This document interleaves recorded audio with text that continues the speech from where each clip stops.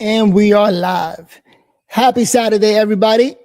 My name is Noel, here at Verbal on Life or Fisticuffs, wherever you're watching. And we're glad that we made it to the weekend. Let's be honest. Another year of the Trump presidency. I was just on the phone talking to my friend about the Trump golden age. And the man is a full-blown Democrat. He hates hearing that. And a lot of people in New York hate hearing that we live in the Trump golden age. But you know what? It is what it is. We are. So in this video, let's take a look at all the great things that Trump got accomplished this week, from going up against deep state, even bringing down Obama. It's all over the news, and bringing down the Russiagate, because they really tried to destroy his presidency the first time around with the whole Russiagate scandal. And I don't think we talked enough about that. That and also the illegals. A lot of people got problems with the illegals being deported. The illegal criminals, because breaking into the country, you're breaking the law. And you know what? Hispanic like myself, I hate that, because my whole family had to make a line, pay a bunch of fees, and do everything the right way just to be here in the greatest country on earth. You know, it's funny, a lot of people don't see this country as the greatest country on earth. This is all they know. Think about that. What other country provides so many benefits? People don't know because they don't travel around the world. All they know is here. And they think that there's something better on the other side. And the grass ain't always greener on the other side. It is hell out of this country. But it's something that you got to experience. Shout out to the Dominican Republic. I married a female from there. Worst decision of my life. But everybody's decision is different. I'm over here trying to start a channel with Odechi. So it's Noel and Odechi, unfiltered. Hopefully you enjoy the case. Now, here's the video we're going to go over. News that is not biased. And away from the lying media, because a lot of people do follow the lying media. I grew up in New York City, Harlem. I followed it, and now I'm woke, real woke. I could see how they were lying. With Greg Jarrett, Fox News legal analyst, and Molly Hemingway, editor-in-chief of The Federalist. Welcome to both of you. Molly Hemingway, you first. What do you make of this thing? I don't know. Treachery, sordid, subversion. I mean, there's all kinds of adjectives can be used. But this was one unsavory, sordid part of American history, that's for sure. How do you see it, Molly? Objectively speaking, this is the worst scandal we've ever seen from our government in our nation's history. And these recent disclosures of information, I'm sure Greg will agree with me, as people who have covered the Russia collusion hoax for many years, are so helpful at understanding precisely how the hoax got going. And yes, it is this intelligence community assessment that is ordered by Obama at a time when actually the intelligence is suggesting the opposite of what that ICA eventually says, the intelligence community assessment. And what we learned from these documents is that people within the intelligence community were pretty much screaming from the rooftops that they did not believe that the intelligence supported the idea that Putin was trying to help Trump. And yet Brennan and other bad actors just shut them down, ignored them, told them that they were all wet, and just pushed through anyway so that this thing could get going. And of course, it was so damaging. Information like this would have never gotten out if Trump would have lost. Like everything that happens at that level, at the upper level, politics, we don't know. We are unaware of how much they're lying to the people, how much they're exuding control over our thoughts and everything by lying to us.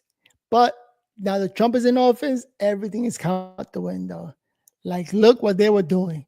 And look what they're still trying to do, because there's still deep state in there that they got to fight to take control. Because how the hell are you supposed to take control unless you do things how you want it done?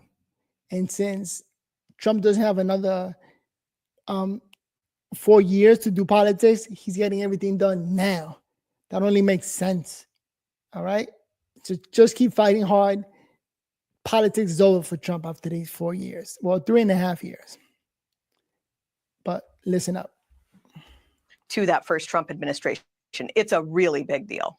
I mean, Greg Jarrett, a lot of people, I mean, look, I'm no expert. You wrote a book on the subject. Molly's written about it. I'm just saying a lot of people, even in the intelligence area, even whistleblowers coming to the front now, they said this thing should have been dead and buried a long time ago. The question is, all right, Brennan, sure. Comey, sure. Okay, they probably wanted to resuscitate it. What role did former President Barack Obama play if there was a resuscitation of these phony charges that were, whatever we're going to call them, treacherous or sordid or subversion or whatever? What role did he play? Role in all of this, overseeing it. And I think President Trump's venom is understandable as directed against Barack Obama. And Comey, Brennan, and Clapper, I call them the three stooges of Obama's national security team. You know, the documents show that all of them were aiding and abetting the scheme cooked up by Hillary Clinton to frame Trump as a Russian asset, even though they knew at the outset it was all fabricated.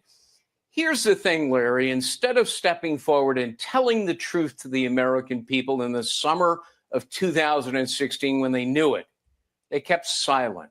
And they watched as James Comey launched his damaging investigation of Trump without any credible evidence.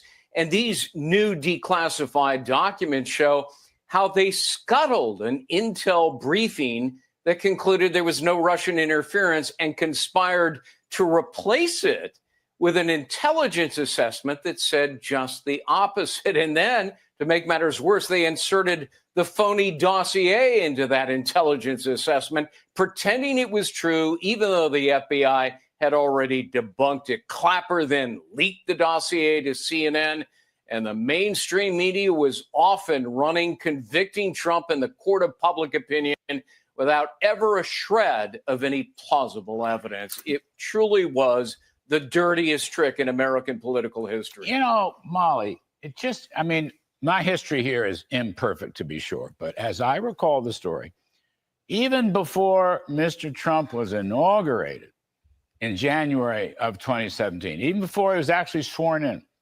Comey meets with him, Brennan meets with him. I don't know, Clapper was probably there. I'm not sure who all was there, but those guys were there. And they're telling him he's in deep trouble because of X, Y, and Z, even though X, Y, and Z were a pack of lies and that they had resuscitated those lies. And then later on, we found out that whistleblowers also said that there were a bunch of lies. But they actually went in before he was actually sworn in as president and told him they're going to go after him, and then just plagued most of his first term. I mean, really? How is this possible? How can this go unpunished? That's what I'm asking. I'm not the lawyer. I'm not a cop. I'm a journalist. I just want to know, how can this possibly go unpunished? Yeah. Well, again, Obama may have immunity for what he did, but that is what is so interesting about this. That meeting that you're talking about was where they delivered this. He's going to go unpunished, right? He was an ex-president, and it looks better to do anything to the guy. But the way media works in the United States, in my opinion, that's the punishment, right? Messing up his name, speaking bad about him, putting the story out there. That's the punishment. Because now he got to do a comeback. He got to say a couple of few words, or the news got to be on his side. So let's see what he does to come back and have people feel great about him, because he's not running for politics anymore. He's just there to help whoever is running for the Democratic side. So that's the only voice that he got right now.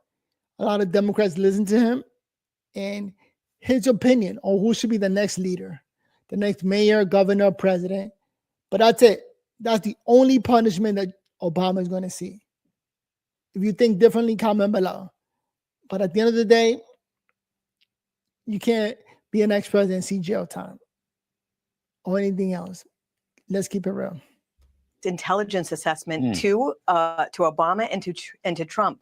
The ordering of that assessment was done by Obama precisely so that it could be briefed to Trump and that it could be leaked that it was briefed to Trump. This is what got the entire Russia collusion hoax going. Normally, an intelligence assessment would take months, maybe years to put together. They put it together in 2 weeks precisely so that CNN could leak the details of this dossier and that Trump's presidency could be destroyed. Efforts to destroy a presidency are seditious, and this is a very serious issue for these leaders in the intel community. And I think that they should be much more worried about the legal consequences, unfortunately, than Obama should. Yes. Well, I love that word, seditious. Got to put that back into the riff. That's a fabulous word. I was groping for that word for the last hour or so. It's absolutely perfect, the word seditious. And Greg Jarrett, I mean, Steele was a lying paid informant who was actually fired. Now, they built that up. Hillary's campaign or the Hillary Foundation or something financed this whole thing. But Brennan knew that, didn't he? Comey knew that, didn't he? Did Obama know that the Steele dossier was a fraud to begin with? There were two meetings. July 28th was the first one at the White House. Obama was there, Comey, Brennan, Clapper, Biden. And, you know, Brennan had rushed over to tell him what Hillary had done, invented this thing, and had commissioned a dossier, was financing it. You know, Steele was triple dipping. He was getting paid by the FBI, by Hillary Clinton's campaign, and the DNC. And at one point in time, you know, the FBI found out he was lying, so they fired him. Well, did Comey tell the FISA court when he sought those warrants to spy? No. He, in fact, vouched for Steele, saying he was credible and reliable. And this is good news that is coming out. All the information coming out is the only bruise that Obama is going to see, the only punishment that Obama is going to see. And none of this is getting played on the left-wing media. So technically, according to them, he's getting away with murder. Only those of you listening to podcasts and finding out information other ways know the facts, right? And we need more and more people to find out the facts and know the information like this one over here. Let's keep listening.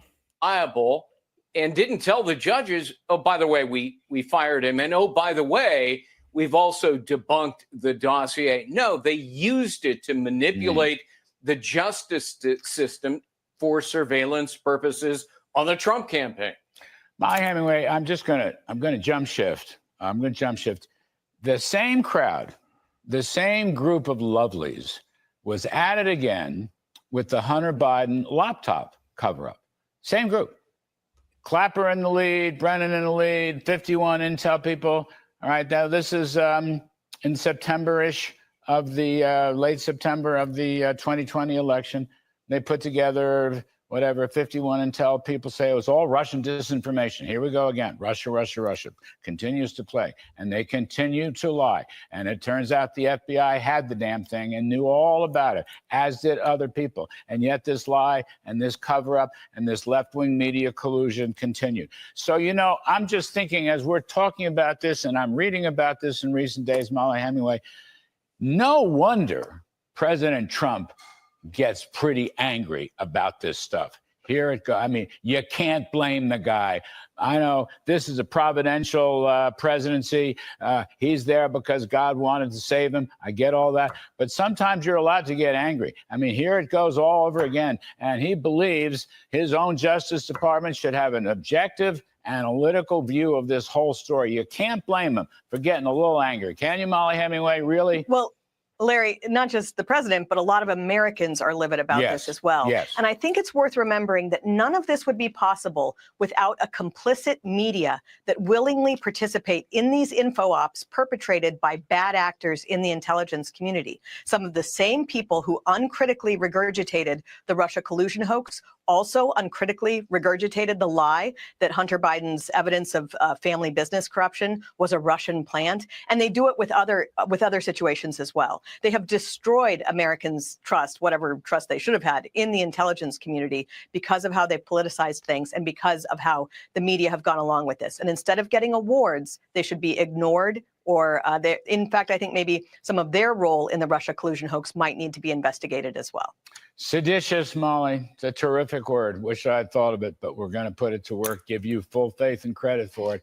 Thanks to both of you. It's a pleasure to see you both again. Molly Hemingway, Greg Jarrett, we appreciate it very, very much. Yes, the Department of Justice confirming it has received a criminal referral from DNI Tulsi Gabbard regarding bombshells that the Obama administration manufactured the Russia collusion narrative with Donald Trump, both before and after the 2016 election.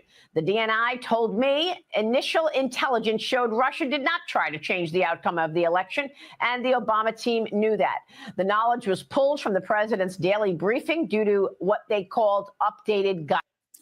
At the same time, I feel that not only Russia tried to get involved in these politics in this country, but it only makes sense that every country try to stick their hands into politics, right?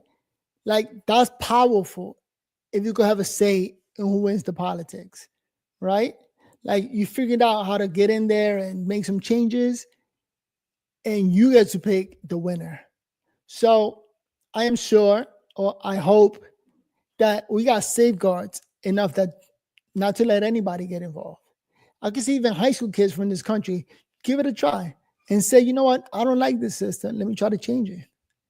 So maybe everybody try, but at the top level with Obama, putting out news to scare the hell out of people, because Russia is like America's boogeyman. Like, Russia is the worst thing that can happen to Americans. And it's so easy to put fear in people by saying Russia did this, Russia did that. Like, they are our number one enemy, and we got to protect ourselves against them. When in reality, the whole world wants to make these changes, right? Change our political system, try to interfere in what we're doing. And here we go, acting like we don't have a say, we don't have protective barriers, we don't have, what's it called, walls against everybody who's trying to interrupt. So I don't think Russia tried to change things at that level, like at a sophisticated level where, like, we should be scared. And now learning this, that Obama played a role in all of this. Hey, there's some Obama no matter what. Democrats that are always going to defend the guy. And they're not going to listen to this news, but listen up. Guidance. The next day, top national security officials met with Obama's cabinet, where President Obama asked not if, but how Russia tried to upend the election. Here's then President Obama speaking from the briefing room back in 2016. Watch. At the beginning of the summer, we're alerted to the possibility that the DNC has been hacked. And I immediately order law enforcement, as well as our intelligence teams, to find out everything about it. So if you started seeing effects on the election, you might want to take this into account. We allowed law enforcement and the intelligence community to do its job without political influence. When we had a consensus around what had happened, we announced it, not through the White House, not through me, but rather through the intelligence communities that had actually carried out these investigations. Did Clinton lose because of the hacking? I'm going to let all the political pundits in this town have a long discussion about what happened in the election. Joining me now is Ohio Congressman. Great Speaker Obama. The man knows how to put words together, have it make sense, and then people believe him, especially the elites. When at the end of the day, I think everybody or a lot of people try to hack the system. And America has a system that they get to block everybody. Let's give it a little bit more trust and not fear the boogeyman, the Russian boogeyman. I can't believe they let that fear get so high. That it still works. Jim Jordan, the chairman of the House Judiciary Committee. Mr. Chairman, always a pleasure. Good to see you. What do you make of watching the deja vu of Barack Obama back in 2016? Well, I think the former president used the term updated guidance. I think that's a fancy way of saying we changed the story and we did it for political reasons, because that's what it looks like. Never forget, there's 3 key dates here, Maria. December 9th is when they have this meeting in the White House. Clapper, Brennan, McCabe, Comey, the president, they're all there. And they say, okay, we're not going to accept the intelligence community assessment. We're going to change that. And President Obama was just alluding to that. And then you have the date January 3rd. A few weeks later, Chuck Schumer goes on one of the Sunday shows and says, talking about then President-elect Trump, he says, if you mess with the intelligence community, they have 6 ways from Sunday at getting back at you. And then 3 days later, January 6th, they all go up to Trump Tower to give President Trump what he believes is his incoming defensive briefing as the new, as the president-elect. He thinks he's getting the normal defensive briefing. Instead, it's a setup. They go up there and talk to him about this, and then Comey tells him about the dossier that they already know is baloney. They know it's not true, came from the Clinton campaign and everything else, but they brief him on it so that when that information gets leaked, it has added credibility, because now it was so important that the FBI talked to the president-elect. The press has got to report it, and off and running goes the Russia collusion false narrative for the next 2 years. It was all to undermine President Trump and his presidency. And God bless Tulsi for sending this to the DOJ. I hope they dig into this. I mean, I hope that they go after this, because I think this is what it was, a conspiracy to undermine the first term of President Trump. Yeah, but look, at the time, the mainstream media went with it, hook, line, and sinker. And of course, much of the media blasted it across the world. Not here, of course. We saw through it right away and reported accordingly. Yeah. But, we've been calling for accountability now since then. It's almost 10 years, Congressman. So it now falls to AG Pam Bondi and FBI Director Kash Patel on whether or not anything will actually be done about it. What are the odds? Yeah. Well, I think they are digging into this, and I think that the facts are strong. Here's some other evidence I think is important. This was a setup when they went up there on January 6th to Trump Tower and gave President Trump this briefing. Yeah. It was a setup because a few weeks later they did the same thing. They say that Obama might be the only one to get away with not getting in trouble. Everybody else don't got the presidential immunity. So that only makes sense. I see Obama getting away with this because he was the president. Like, they ain't chose anybody. And the other officials, they're going to have to lawyer up and see what's up. And right here, the story being publicized, that's the punishment. That's as worse as going to get for Obama, right? Just talking bad about him, and this is not going to play on mainstream media. So conservative, this is all you get. His name being embarrassed. To Michael Flynn, and Jim Comey then bragged about it. He said, when we went to the White House, he said, we should have called the White House counsel. We should have let him know. We should have talked about this. He should have had a lawyer. All this should have been happening. But they just said, no, we thought it was a new administration. We could get in, we could get out, we could ask him questions. And there's even email correspondence amongst FBI agents from that time with General Flynn where they say, what's our goal? Are we trying to get him to lie? What's our objective here? They were setting up Michael Flynn just like they tried to set up the president of the United States. So this is what this whole operation was about. And again, let's hope that they dig into this and get all this information out there. And if they can prove that there's a crime, I hope they move forward with it. Now, is this why they raided Mar-a-Lago in 2022? Because they wanted these documents that were sure to be declassified? I don't know. I do think when you go back to this, what we're talking about in 2016, 2017, it's about a 30-day time period between that December 9th meeting, 2016, and when they go up to up to Trump Tower and do this briefing. I do think this is when the weaponization of government really began. This is when they said, forget the election. We're going to try to undermine his presidency now. Wow. It was bad enough what they tried to do spying on his campaign during the 2016 campaign, but now they're trying to undermine him after he's already won. So I do think that's when it all began. Yeah. So, I mean, it's interesting because the bulk of these declassified documents reveal that, number one, they knew that the dossier was fake. They knew it was made up. And also they revealed that the FBI did not really investigate former Secretary of State Hillary Clinton for her private email server, right? So both of those things were happening at the same time, and it was during a contest between the two players, Hillary Clinton versus Donald Trump. Senate Judiciary Committee Chairman Chuck Grassley said under Comey's leadership, the FBI failed to perform fundamental investigative work and left key pieces of evidence on the cutting room floor. So is that the gist of this 10 years later, that they tried to take down Trump by making up and manufacturing this story that was not true? They knew it wasn't true, but they pushed it through and let it go viral across the world, while at the same time completely ignoring her use of a private server who she kept in her house. And that was quite dangerous. Tell us why. Yeah, they spied on an opposing party's presidential campaign. And the evidence they used to get the warrant to spy on them was the Clinton campaign hired the law firm Perkins Coie, who hired Fusion GPS, a Democrat public relations firm, who hired a foreigner, Christopher Steele, who put together the garbage that became the dossier. And then they used that dossier to go spy on the other party's campaign. Meanwhile, they didn't go after Hillary Clinton for her emails and everything else she did from the server. That's all right. Okay. They keep talking a lot, but at the end of the day, what are we doing here? Let's move on.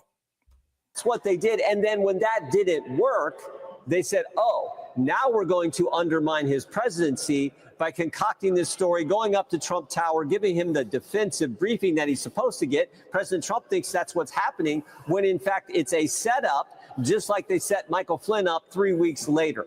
That's what this group did. And again, Tulsi now is highlighting the underlying intelligence and said there was nothing there. But the meeting in Obama's office, they all decided to change that. No.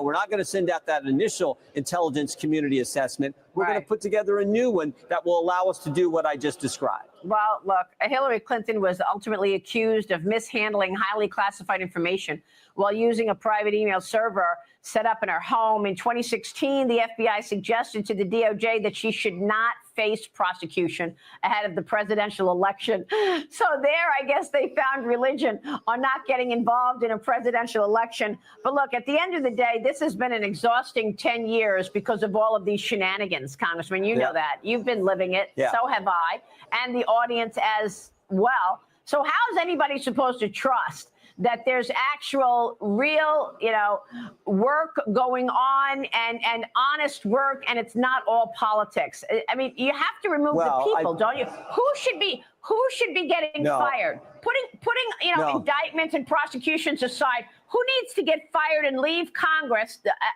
for all of these lies? Well, I do think that I've said this multiple times. I do think it's night and day compared to the kind of work you're seeing from Attorney General Bondi, Todd Blanche, Kash Patel, Dan Bongino at the Justice Department, compared to Merrick Garland and Christopher Wray. But this whole pattern that we've seen of going after President Trump, they spied on his campaign, then they tried to undermine his presidency with what I just described. Then it was the whole Mueller investigation for 2 years. Then in the 2020 election, it was the 51 former intel officials, Clapper, Brennan, signing this crazy letter saying it was a Russian information operation when they had the Hunter Biden laptop. They knew it was real. And then once that happens, when he's running again in 24, it's Alvin Bragg, Fonnie Willis, Jack Smith, and all the things they did. They already fired a bunch of people or removed clearance so they cannot get official documents from the government. I think a lot's been done. And whoever hasn't been uncovered yet, their time is coming.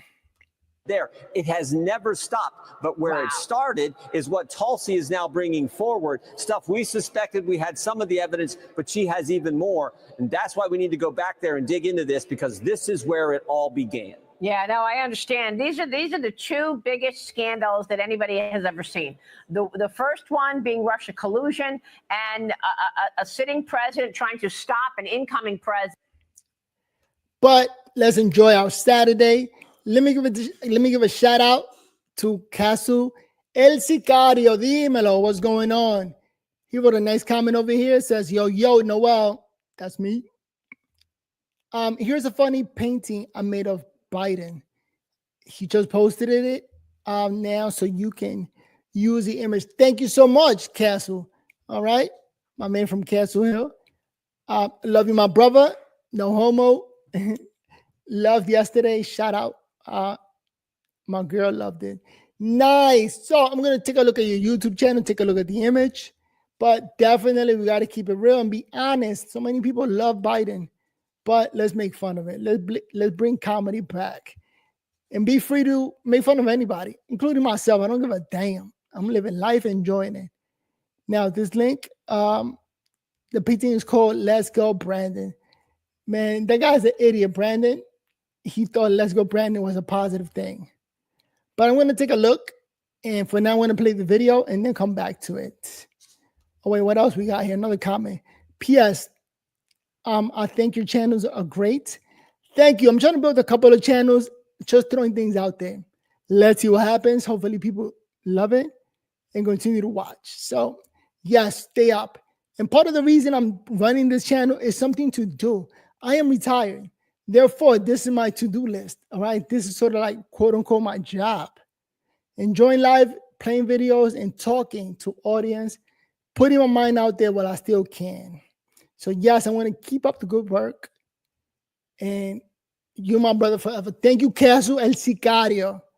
You know, we over here. I'm going to continue playing these videos, informing you guys as best as possible. Hopefully you enjoy. Okay, I'm going to take a look at the Biden picture.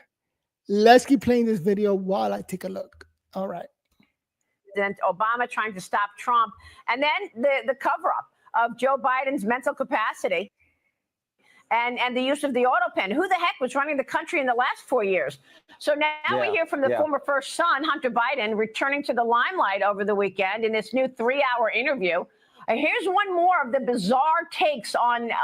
And by the way, whoever was running the auto pen was running the country. I think it needs to be said over and over again. Whoever was running the auto pen was running the country.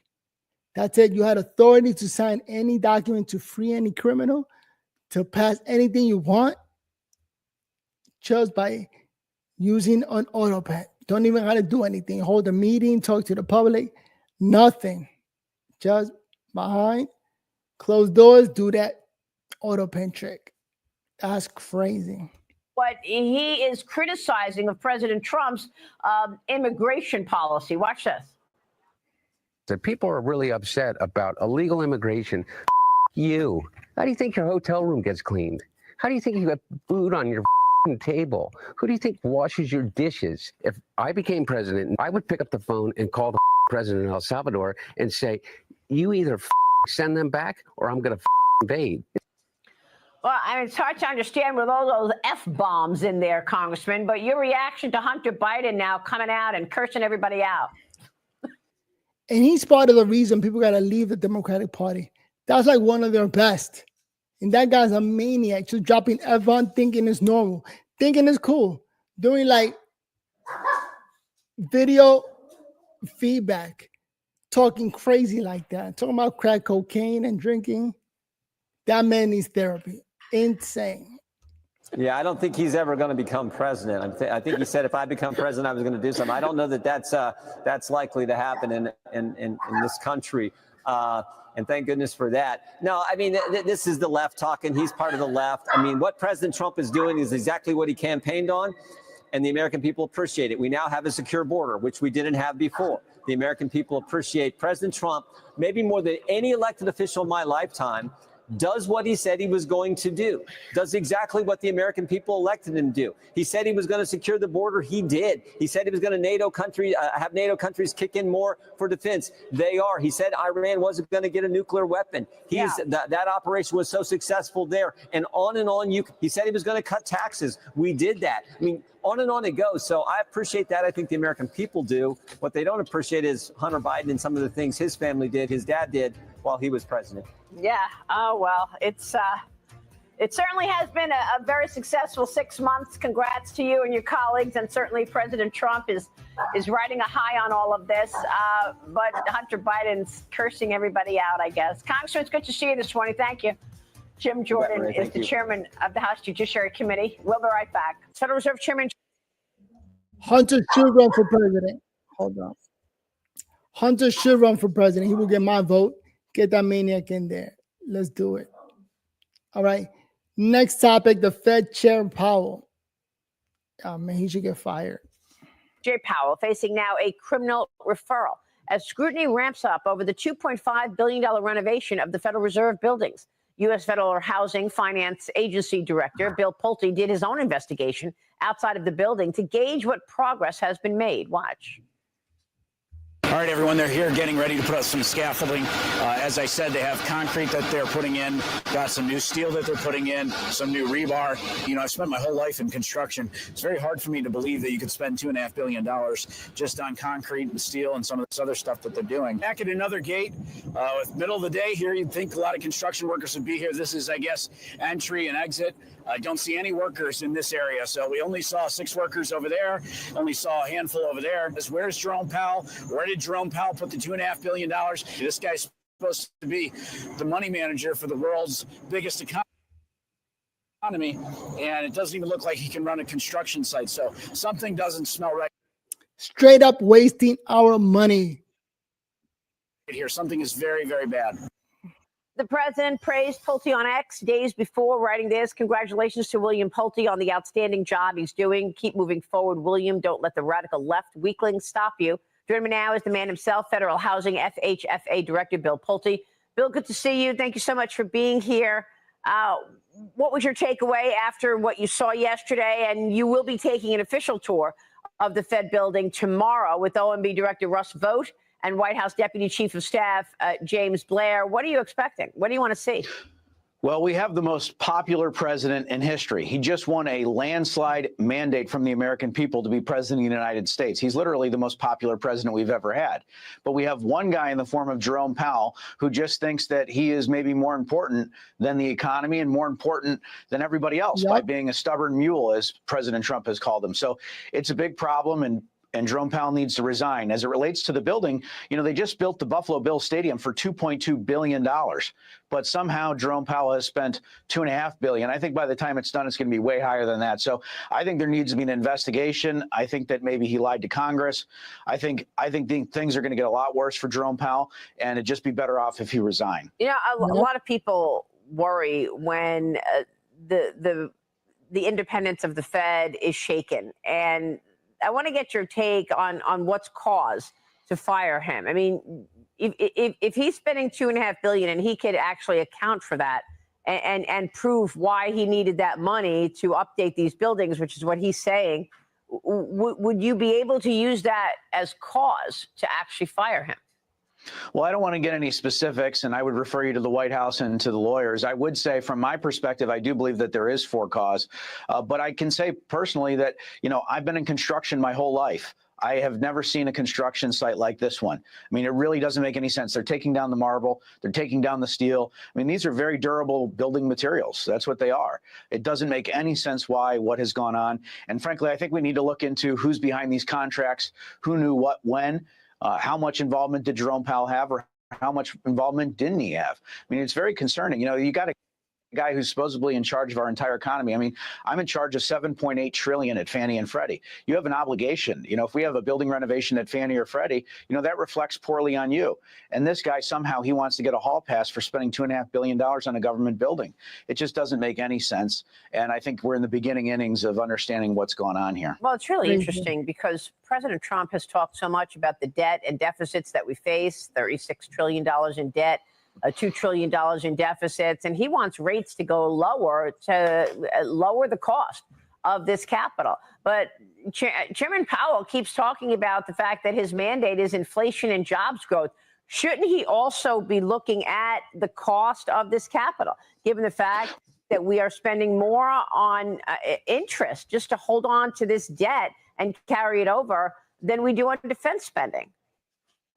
Well, of course, but he should also be listening to President Trump. Not only is he the most popular president, but he's probably 100 times more successful in business and in life than Jerome Powell. But somehow Jerome Powell thinks that he knows better than the president of the United States, who's the best businessman that's ever been in the office. You know, one of the only ones who's ever been in office. It's totally crazy. But this is a guy who's very arrogant. He's very pompous. And frankly, I think he's going to resign, Maria. I think it's just a matter of time. So you think he'll resign before May, which is when the term officially ends? I do think so. I think that, you know, you look at what's going to be coming out, I think, with regard to this building, you look at what he's done. I mean, he's really holding the American people hostage with these rates being high. You know, I oversee Fannie and Freddie, Maria, and I can tell you it is absolutely hurting people's ability to get a mortgage. You know, you have the Fed funds rate at 4.5%. Meanwhile, inflation for the last 3 months is running at 1.6%. President Trump has absolutely crushed. You know, Trump hired that guy, but the guy is not jumping on board with Trump's plan. He's not helping the country. He's not helping Trump. He's obviously part of the deep state, just trying to keep Trump down. So that man needs to go. And Trump just got to keep doing what he's doing, talking bad about him. Hopefully he'll feel bad enough to just move on in life. You know, he's a well-off guy. He can move on and do something else. Get out of here. Inflation. I mean, when we had President Biden, this thing was totally out of control. President Trump, in a matter of months, did almost a miracle with getting inflation down. Yet the Fed funds rate is not reflecting that. So this is a big issue for the American people. I think the president will not stop. He should not stop. It's not in his nature to stop. He will win. The president will win, and this economy will boom. It's just I hope that it happens sooner rather than later. And it is very true, Adam Johnson. The Trump golden age coming through unstoppable. All right. If we get power to cooperate, to work with Trump, things are only going to get better. Cheaper gas prices, cheaper groceries. Let's be honest. Let's keep it real. Let's see what happens if Powell drops interest rates. You know, Trump's golden age is coming through no matter what. Let's go. And that right now, the macro story is booming due to President Trump's policies. And you know, this priority that the president has on growth. The one area that is still shaky is housing. And, well, it's a supply issue, but it's also a rate issue. Yes. Bill's right on the rate. And that's exactly the whole problem. You got to get rates down because you cut rates and all of a sudden home affordability goes up. Right. So that's the one sort of block in the wall that bothers all of us. And I think, you know, that's what we're hearing from Mr. Pulte. Yeah, so, yes. You know, and he's complaining about President Trump's tariffs. Meanwhile, they just resulted in a budget surplus for the month of June. And Bill, I'll tell you this. Yeah, go ahead. Maria, you know, one of the things that's crazy is that you have the situation where he says, oh, tariffs, you know, are causing inflation. He has no data to support it. Nothing. You know, he says, oh, we're going to be data dependent. He has no data. All right. The man Powell, everybody's criticizing him. All the intelligent economic PhD levels. I think it's like 300 of them over there giving Trump advice.